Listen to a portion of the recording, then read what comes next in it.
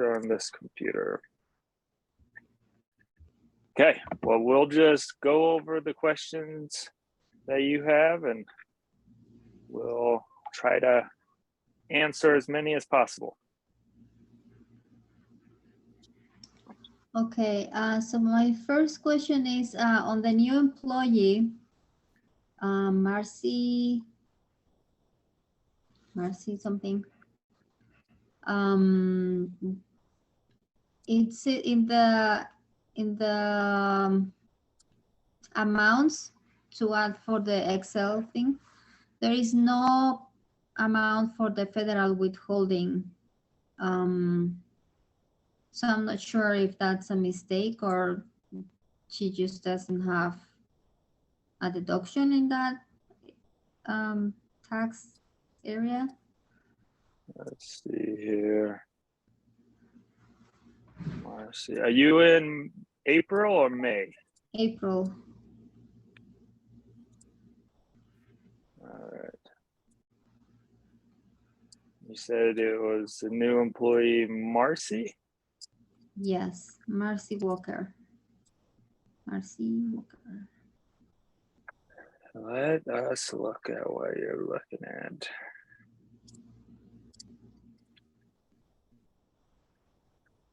Ah, I spelled it wrong. So you're looking at the federal withholding for employee, right? Yes. Yeah.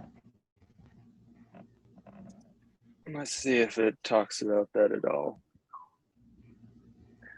So new hourly rate waged employee Marcy Walker. She worked 88 hours during April at a rate of $13 per hour. And the details we get is that she doesn't have any federal withholding. Correct. So that's all the info we have. She should have, right? Since that is.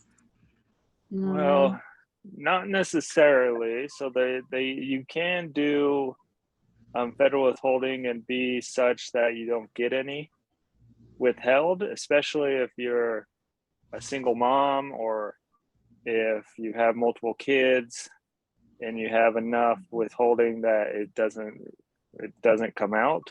There's some situations that that's the case. But I'm trying to look at the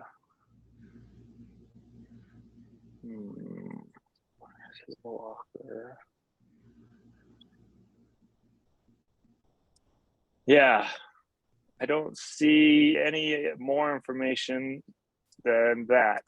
So I think we have to make the assumption that the federal withholdings is 0. Okay. And follow that for our entry as well. Okay. Yeah, no, but I think you're right. It's rare. It's rare that would happen, but I have seen it before, okay. especially with the most recent tax thing that came out with Trump. Mm-hmm. There's a number of employees that I started seeing with a 0 federal withholding. Okay. But yes, so that is a good question. From year to year, then those laws. The laws change with tax rulings and different bills and laws that get approved on a governmental level. So on a federal level. Yeah, if she's only making $1,000 a month, which would put her under $12,000 a year, and I don't think a person owes any federal tax if they make less than $12,000 a year or some. I mean, the standard deduction is about $12,000 something. So yeah, maybe they didn't withhold it because she wouldn't owe it. She'll won't get over the standard deduction. And even now, like the standard deduction, I think got bumped up to like 19,000. Oh, Head of households. So if she's a head of household, and that's what I was saying, if she's a single mom or a single person, that standard deduction is even more. But that's a good point. Just a standard deduction for a single filer is 12,000, close to 13,000. So yeah, so I think, yeah, we make the assumption that we're not withholding anything from her. Okay. Thank you. Yeah, because her gross pay, I think, puts her just over that standard deduction. But then if she has kids, then she'll be fine with not withholding anything. Good point. Thank you. Okay. Other questions? Yeah, I'm kind of stuck on the payments for the taxes. I'm not sure what account those go to. Like when I make the check, what account do I choose? 'Cause Yeah, so I don't find one for the taxes specifically, so I'm not sure what account to use. yeah, so on page 193 and then of page 53 and 54 of the PDF, page 193 and 194 listed on the page numbers. So those are paid against, I think it's just we put all the liabilities to payroll liabilities account. We didn't separate them out by state payroll liability or federal. So it's just paid out of 2,400, the payroll payables account. Okay. Or payroll liabilities, I think it's called. Okay. So then it talks about two different amounts. Do I make two different checks for the amounts? Like in page 183, it says prepare an EFT PS for 6,758 and 10, and then make a regular check for 126. So do I have to make those two separate checks then? Yes, two separate checks or two separate expenses. And my assumption is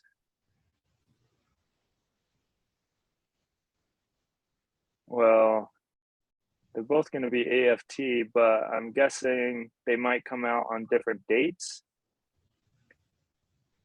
When you look at the bank recs, so we have 18 and 680, and neither of them show on the April bank rec. So they'll be hitting May's activity. Okay. And on May's activity, there'll be two separate line items when you look at May's bank statement, I believe. Yeah, May's PDF doesn't match up on what they told you to do, actually. Oh, It really? says to write a check, and they have an EFT on one of them. So I went with what was in May's bank statement. EFT. It's just one off in the instructions.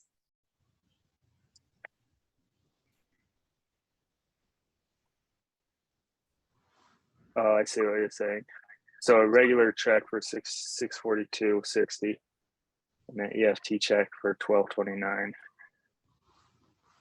in April. So that's that. But yeah, and really, I mean, it doesn't matter too much because that EFT and the EFTPS is more of a number, and it would be just pulling from our bank account. But in this case, if you do a check or not, it's all going to be the same basically. Yeah, I have my amounts right, but my check numbers are off because of that, I think. So. Yeah, and that's not a big deal to me. But it does help to audit what you're doing when you get lost and when you're looking at stuff. It helps to have the check numbers perfectly. Okay.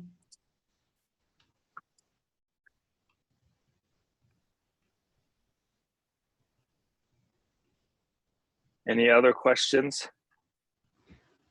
No, I don't have any more questions for now. Thank you. Okay.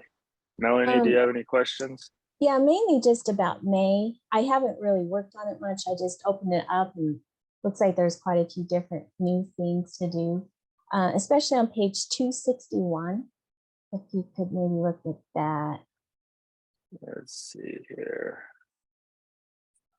And I see in your announcement that you said where to find the amortization schedule. So that was good because I couldn't find that first time. Yeah, and I think we talked about that last time, that I was going to try to make it public, but I could never figure it out. So I just had to upload them again to a separate area and then publish it there.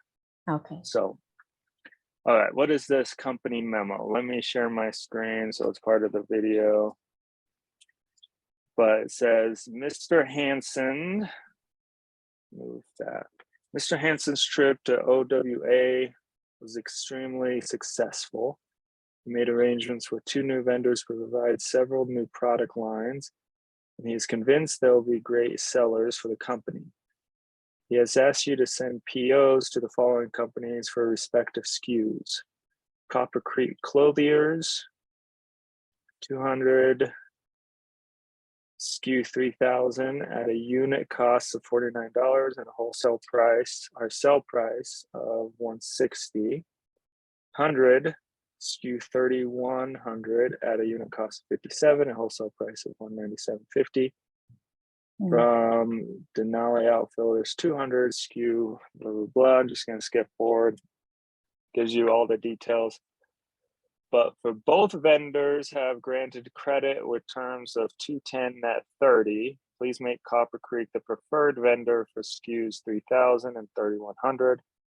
Make Denali the preferred vendor for SKUs 3500, 3600, and 3700. And what was your question with that? Just how to do it, or what it all means? I think you're on mute. Maybe that wasn't the one I was looking at. Now that you read through it, it makes more sense than it did. Okay. So I guess you're just sending out a PO, like you're just ordering. Yeah, you're creating that PO to these new vendors. So you'll have to create the new vendors, make them the preferred vendor for the different SKUs. I'm not sure if I've ever done that, to be honest with you, in QuickBooks. How do you make preferred vendor? How do you do that? Yeah, that's what let's go to Melanie. I'm gonna go to your instance of QuickBooks. Oh, why isn't it letting me get in? That is a good question, because like I said, I'm not sure if I've ever done it. Yeah, I haven't got that far, but I just skimmed through May and it's kind of interesting. Yeah, no, that's a good question too. So I'm going to open your set of books, Melanie, and let's see what we can figure out together. So we have your set of books. We have the instructions. Let's do one of the two. So Copper Creek Clothiers is going to be the preferred vendor of 3000 and 3100. And we already have those SKUs, right? Oh, wait, I maybe not. I might not have worked that far. Is that SKU 300 or 3000? Garlock down technical jacket and Garlock mountain coat, 3031. So we'll add those two. We'll do a new inventory item name. I'm just gonna copy it from the PDF. Jacket, SKU 3000 to 3.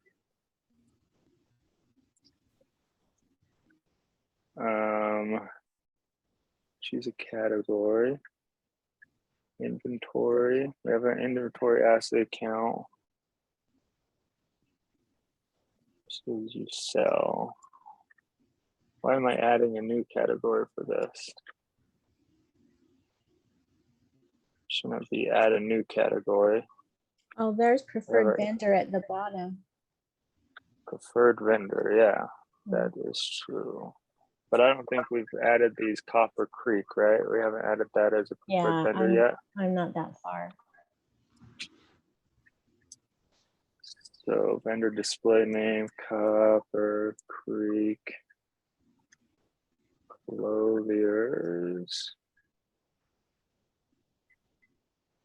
Company name is the same. First name, we could get all that, but we're not gonna do it. Well, I don't even know if we could get it all, honestly. South Harriman. For all those in Utah, you might know where Harriman is. Yep. Oh no, that's not a drop down. I'm just gonna say USA. Notes.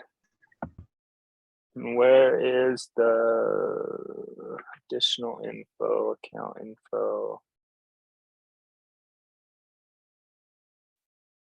Both are 210 net 30. Is a good thing to put on the notes, in my opinion. What else could we put in there? That is one Oh, question terms right I here. have. My SKU numbers don't show up with my title. Was I supposed to type that in differently? Like it's on the reports at the end of the month, I don't have any SKU numbers, just the title.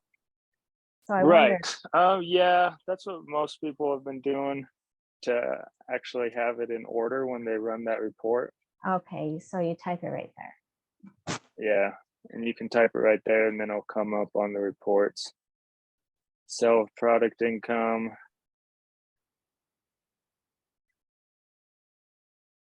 So how we've been told to set it up, or I think it's just the sales? 47.90. Just sales. Okay. Cost of goods sold. I think that's what we want. Is expense account. And the cost is $49. And again, that's standard, our sell price. And this is our standard price. So if we ever sell for more or if we buy it for less, we can change it in the specific items. But for this one, this is like our standard.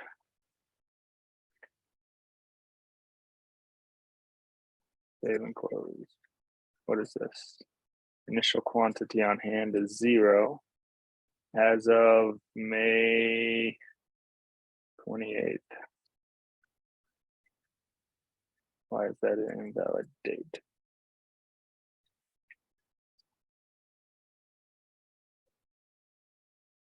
Reorder point, it doesn't give us a reorder point number, right? I think somewhere earlier in the documents, it talks about reorder points, but I haven't, I don't remember. Yeah, I don't know if there is a reorder point for these specific SKUs if we just created them now, right? I'm not finding anything as I search. Oh, it says please set reorder points for all SKUs as follows. 1,000 through 1,600 at 50, SKUs 2021 at 30. We'll wait on others to determine volume. So for now, we don't have reorder points for this. but we'll say save and close. We have out of stock, quantity on hand 0, so that gives us here, and it shows up 3,000 again. But for the other ones, like 1,000, we'll say edit, and now we have a reorder point of 50 for all 1,000 level SKUs, and you can just add it there and set save and close. So now we have a reorder point as well. Some of these have 10. I think for those who'll probably change to match what the system's showing or the PDFs are showing. Yeah, but we set the preferred vendor on there. I think what that does is when you do a purchase order, if you come in here and say do a purchase order and select that. Nope, it didn't do it. I was trying to have it automatically fill this in, but then you can order how many you want, and I think there's one in there. Remember, always double check your dates. I've had multiple people email me and ask questions. Why is this not showing? Why is my numbers off? And especially with inventory, the dates are the issue. And then I've had some people, they put just inventory expense here in the description of this, in the description for an amount.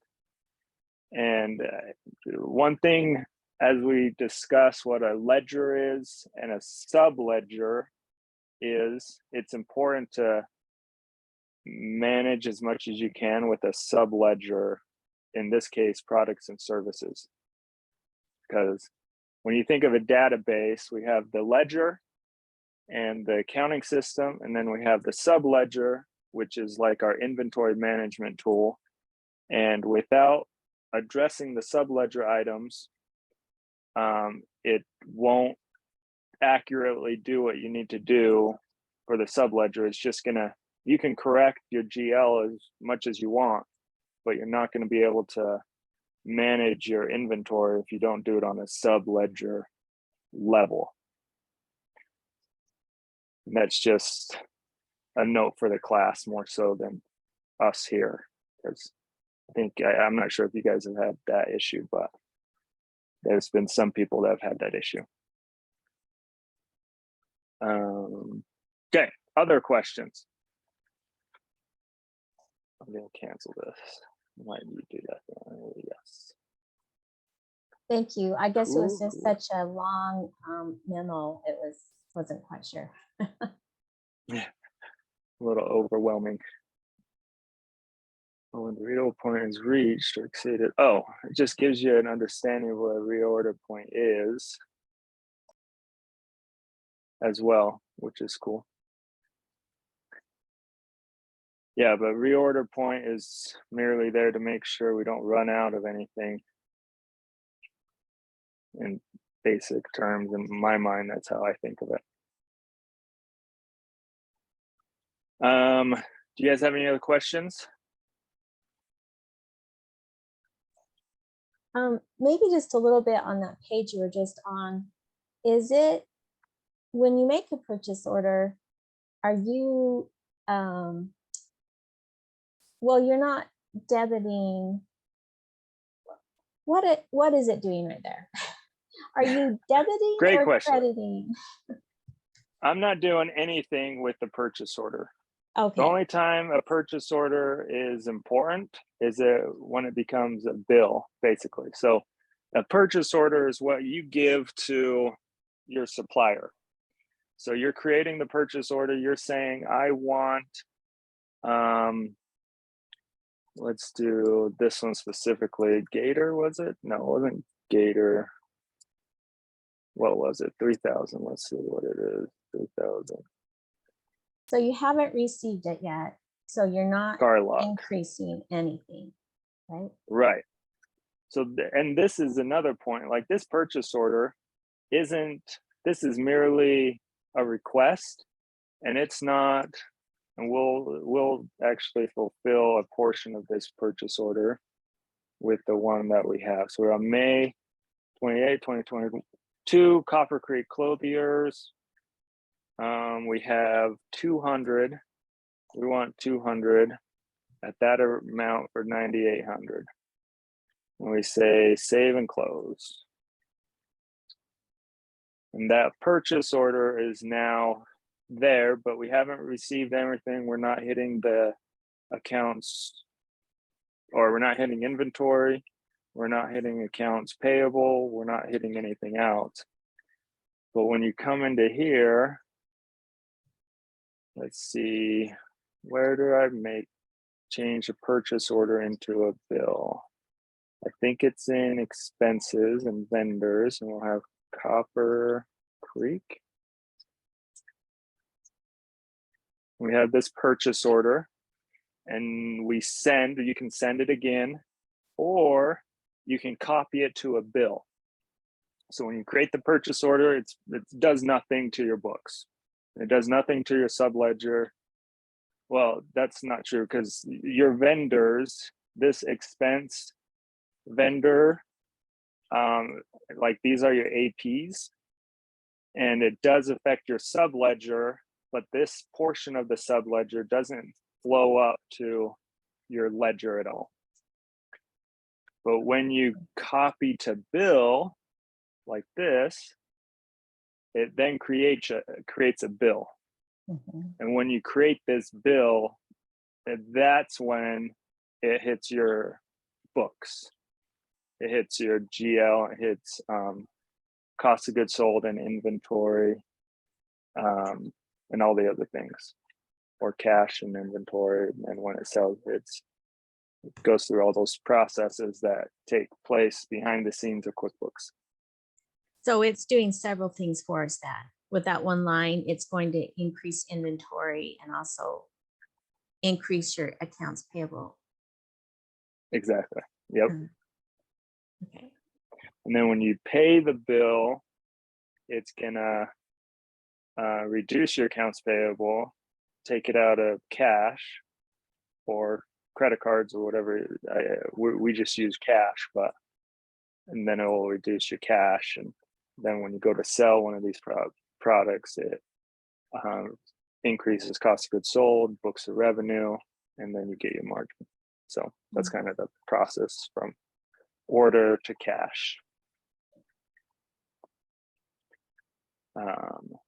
Yeah. Thanks for explaining that, because I never thought about it doing more than one thing, but it does quite a few.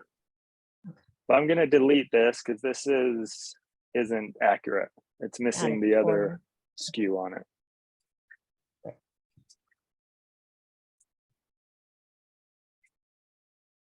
And then that vendor only had that one. Yeah, and I'm not sure if you've done any purchase orders for any of these other ones. I haven't even started May. I just looked at May's.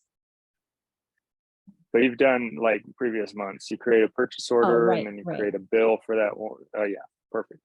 So cool. Other questions? I think that's all I have. Thank you. Okay.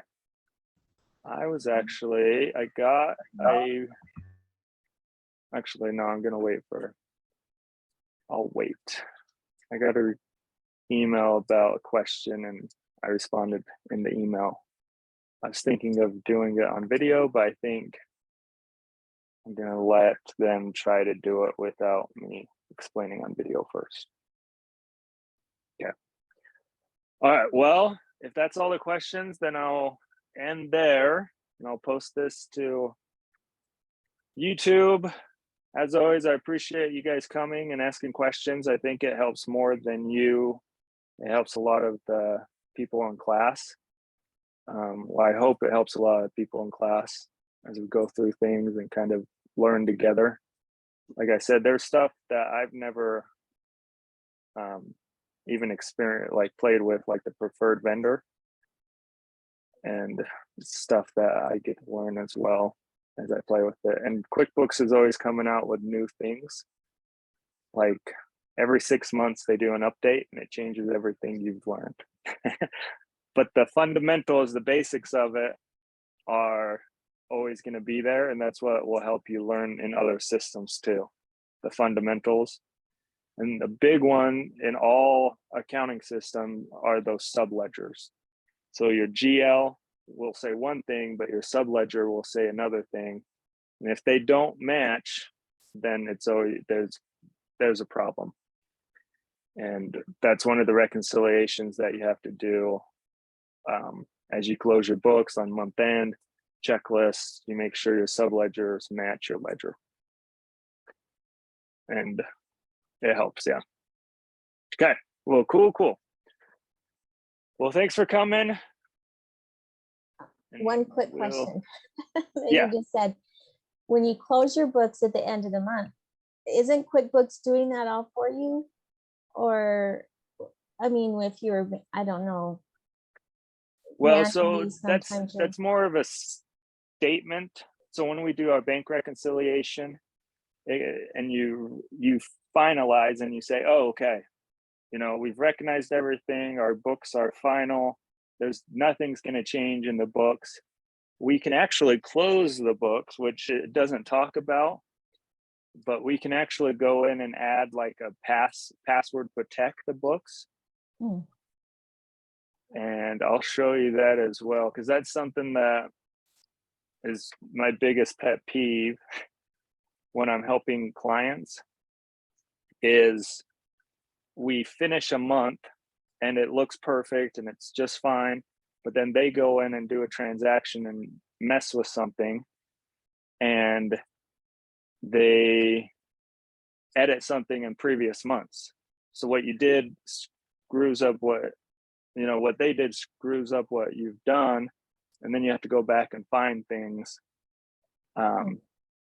But to officially close the books, it's called closing the books because you close it and you can't touch it anymore. Oh, And for public companies like SEC companies and other stuff, if you open those books and make adjustments to previous periods, you have to issue like announcements and rulings that you're doing that. And for tax purposes, if you close your books and then you open them back up, you have to actually go make adjustments to your tax return and file amendments to those tax returns. so I guess just reconciling the bank statement and making journal entries for payroll, and that's all part of closing it, so to speak, or? Yeah, so usually it- at a company, depending on your size, like a small business, they don't worry too much about closing the books, but big companies, big firms that have, reporting requirements to banks or reporting requirements to shareholders or outside investors or anything like that, you usually close your books and there's a checklist. So you reconcile your bank, you reconcile a credit card, any main activities. And then from there, you reconcile your subledgers, you reconcile your accounts payable, you reconcile your accounts receivables, you reconcile, you do an inventory count to make sure your assets are accurate. Any liabilities, you look at your loan, any loans that you have, you reconcile those amortization schedules and make sure what's outstanding matches your books. And you just go down a checklist and say, I've done this, I've done this, I've done this, I've done this, I've done everything. Oh, wait, someone purchased a vehicle and I need to recognize that. So now I need to create a loan and I need to do all this stuff. And maybe it isn't even a purchase. There's no cash transactions, but we own that. And now there's a new loan and that's in the month, but no cash is going to flow out until next month. But we need to recognize it in this month because of accrual principle, right? So it's just, there's a number of steps that usually happen before you close your books. So here on advanced and here, you can say edit and say close your books. So when you're in account settings, advanced, you say close your books, and we come here and we say, well, we're done with March. I can do that. allow changes after viewing a warning, or you can enter a password.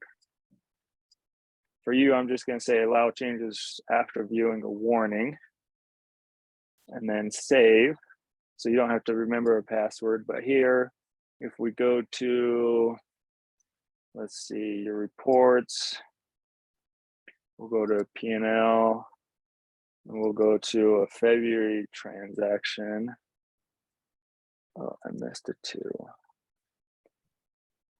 If we try to change something, we'll try to change an accounts receivable. We'll change this quantity to 2 and get save and close. Transaction is linked to others. Are you sure you want to modify? Yes. It says double check the transaction date. Are you sure you want to save? This transaction was before your company's closing date. So it gives you that pop-up. And if we added a password, we then have to put in a password. But in this case, we're just going to say no. We're going to cancel what I've done. Do you want to leave without saving? Yes. So I didn't mess with it, but that's how you quote unquote close your books. And as you guys work in QuickBooks Online, or if you guys take on clients and, you know, say, well, I'll do your books for you, I'll charge you per hour or whatever. It's a good idea to close your books so the owner can't touch clean final books, and especially for taxes. Amending their tax return is a pain, and usually involves their CPA, their tax person, and if you just close it and not let them touch anything, then it solves a lot of issues. Thanks for explaining that. Yeah. Sometimes I feel like I over-explain, or I'm long-winded, but I'd rather do that than not explain enough. Because I've seen that a lot, close the books. And I thought, what does that really mean when you're in QuickBooks? Okay. Yeah. And I think,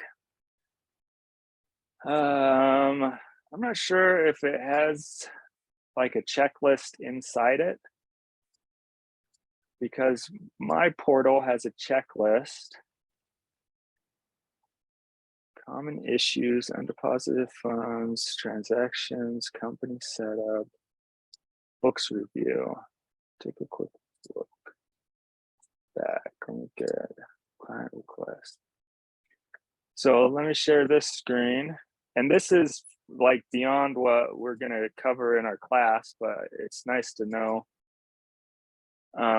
This is called books review, transaction review, account reconciliation, final review, wrap up. So this is essentially the checklist that you have set up as an accountant.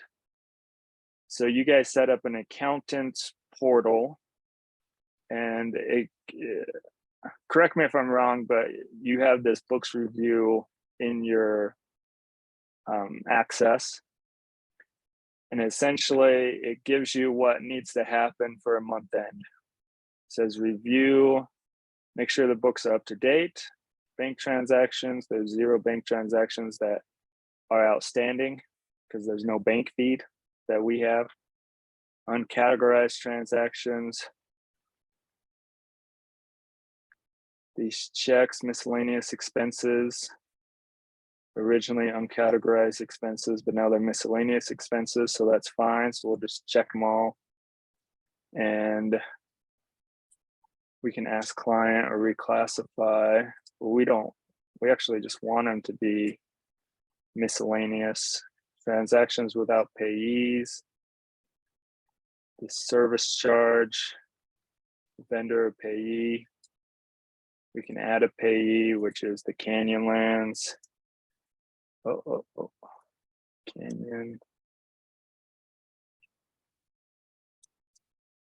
Canyonland Bank. I think we need to create it first. Anyways, so this basically gives you the checklist, and it red flags things that the system shows. And then account reconciliation, you have Canyonlands First National Bank. And then it gives you your subledgers, uncategorized assets, accumulated depreciation, furniture and equipment. And it shows it's never been reconciled. Uncleared transactions. These ones are outstanding transactions at the end of the month because we haven't done our reconciliation for May. And then a final review, and it's like, oh, well, this is everything, right? Your account payable, accounts receivable, review balance sheet, review P&L. These are to-dos. Really, this is like a checklist for you as an accountant for your clients. And then you can, a client request, you can create like here, if you don't know what it is, you come here and you say ask client, and then you type in their information, you know, melanie.byu.org or gov, and then it sends it, and then they can respond back, and then from there you can code this how they want it. So that's just an insight to like bookkeeping with clients. And as you guys get more confident in QuickBooks, you can, you know, say, well, I can do this on the side, take on a bookkeeping job.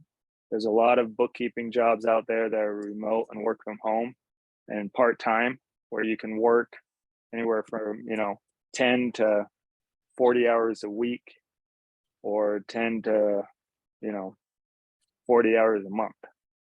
And you can just say, well, I'll take on 1 or 2 clients, and then you'll go in here and monthly just close it out, call it good. You know, these companies will have their financials. And I think there's a like QuickBooks bookkeeping jobs where you work specifically for QuickBooks. I've been They're- trying to look for some of those remote jobs. A lot of them require a bachelor's degree. So Oh, really? there are a few that say, you know, not that. So do you feel like the accounting certificate then is enough to say that I'm qualified to be a bookkeeper? Yes, with training, because what we're doing gives you all the how-tos, right? This is what we're going to do. This is what we need to do. But then every once in a while, you'll run into things that you've never seen before. Mm-hmm. And that's common. So as long as you have like a supervisor or someone else that you can say, well, I've never done this before, how do I do it?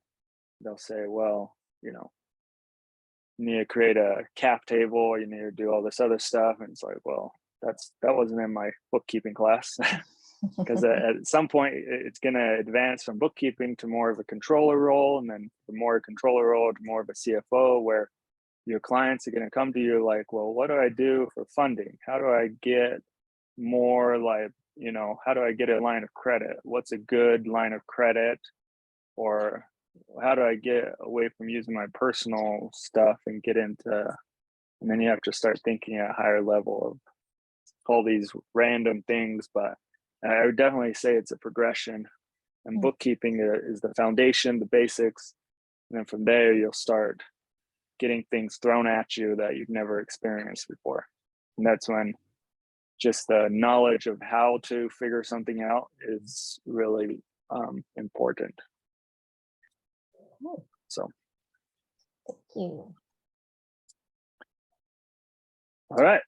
Well, yes, thanks for all the questions. Again, I appreciate them. And again, I think it helps a lot more than just the people on the call. And I hope everyone's enjoying the class and enjoying the videos as well as we work through stuff. But okay. Well, if there's nothing else, we'll end there and I'll upload this, and I hope you have a good Wednesday. Thank you. Bye. Thank you.